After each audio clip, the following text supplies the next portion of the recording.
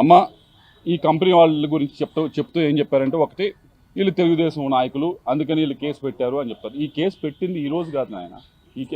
దీని గురించి ఎత్తింది, దీని గురించి మాట్లాడింది ఈ రోజు కాదు. దీని గురించి మాట్లాడింది అప్పుడే మాట్లాడేది. అండ్ ఎస్పీ జాషువా గారు ఇచ్చిన స్టేట్మెంట్ ఉంది, ఆవిడ ఇచ్చిన స్టేట్మెంట్ కూడా ఉంది, ఇచ్చిన స్టేట్మెంట్ ఉంది. సరే వీళ్ళు అంటే టీడీపీ నాయకులు అనుకోండి, నేను కొన్ని పేర్లు చెబుతాను.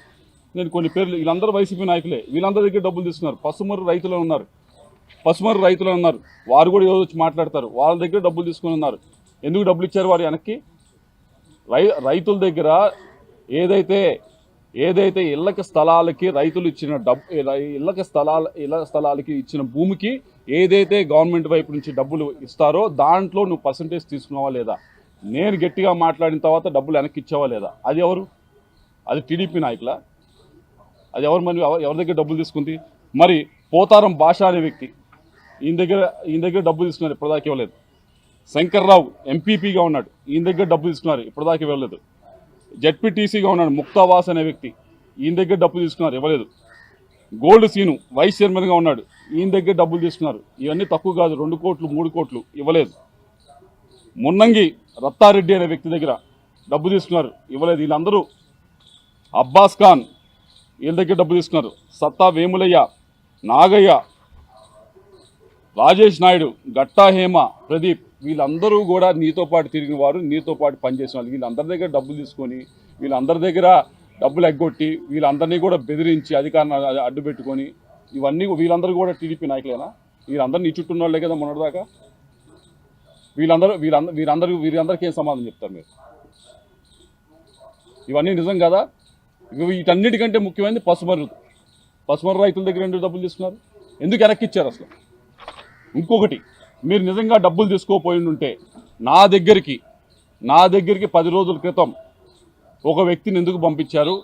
ఈ కేసు ఆపండి, మేము ఎవరికైతే వారికి స్టోన్ క్రషర్స్ ఉన్నారో వారికి డబ్బులు ఇస్తాము అని చెప్పి మా దగ్గరికి ఎందుకు వ్యక్తిని పంపించారు? ఎందుకు పంపించారు? అప్పటికీ చెప్పారు.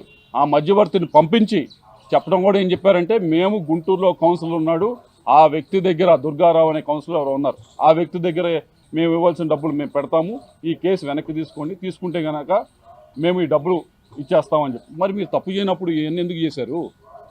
ఇది చేయలేదని చెప్పండి. మీరు మనిషిని పంపించలేదు, మధ్యవర్తిని పంపించలేదని చెప్పండి. ఇవన్నీ ఒక తప్పు తర్వాత మీరు చేసి దానిపైన వాళ్ళు స్టోన్ క్రషర్స్ వాళ్ళు వెళ్ళారు, పోలీసులు కేసు పెట్టారు, దాన్ని ముందుకు తీసుకువెళ్తామంటే ఇదేదో మేము రెడ్ బుక్ రాజ్యాంగం అంటారు, బ్లూ బుక్ రాజ్యాంగం. ఇది ఎక్కడి? వీళ్ళందరికీ మరి సమాధానం చెప్తే వీళ్ళందరి దగ్గర డబ్బులు తీసుకొని వీళ్ళ పరిస్థితి ఏంది? వీళ్ళందరూ కూడా మరి ఇదేం పద్ధతి? కాబట్టి ఒకసారి మాట్లాడే ముందు మనం ఏం చేసాము, మనం నిజం మాట్లాడుతున్నామా అబద్ధం మాట్లాడుతున్నామా బేరీజ్ వేసుకొని మాట్లాడితే బెటర్. దాన్ని తప్పి మాట్లాడితే తప్పకుండా అన్ని బయటకు వస్తాయి. మీరు కాల్ డేటా తీశారు, కాల్ డేటా ద్వారానే నన్ను అసాసినేషన్ చేయాలని చెప్తున్నారు, ఫ్యామిలీ మొత్తాన్ని బదనాం చేశారు, నాకంటూ ప్రైవసీ ఉంటుందా అని చెప్పాను. నేను ఇందాక చెప్పాను, మళ్ళీ చెప్తా ఉన్నాను. అయ్యా, మా ఇంట్లో కూడా ఆడవారు ఉన్నారు, మా ఇంట్లో వాళ్ళకి ఒక న్యాయం, ఆవిడికి ఒక న్యాయం అయితే నేను భావించను. ఆ వ్యక్తిని కాదు, అటువంటి వ్యక్తిని కాదు. వారికి ఒకటే న్యాయం.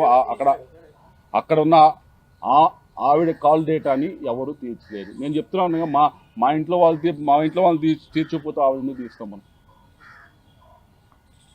ఇది దౌర్భాగ్యమైన ఆరోపణ.